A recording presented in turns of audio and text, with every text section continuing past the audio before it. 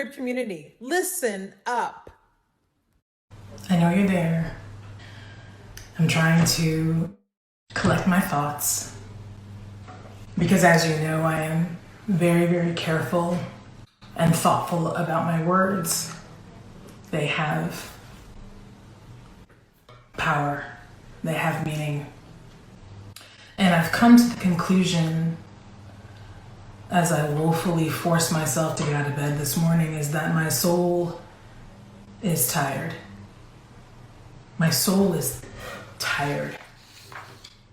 One of the things about racism and the trauma that it causes, and the chronic exposure Black people in particular have to racial trauma, is the impact of it is like a chronic pain.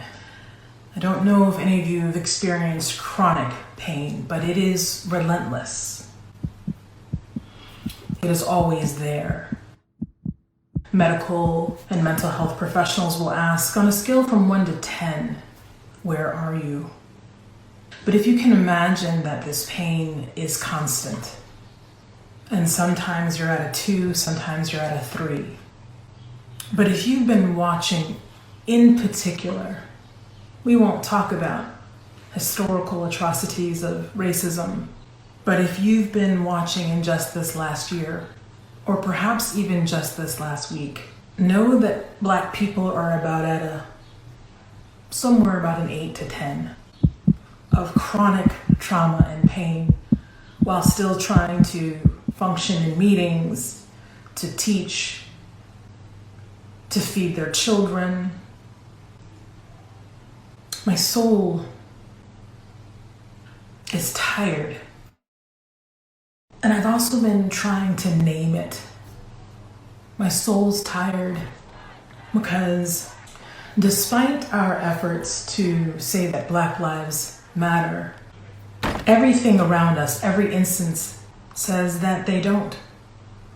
That Black lives actually don't matter.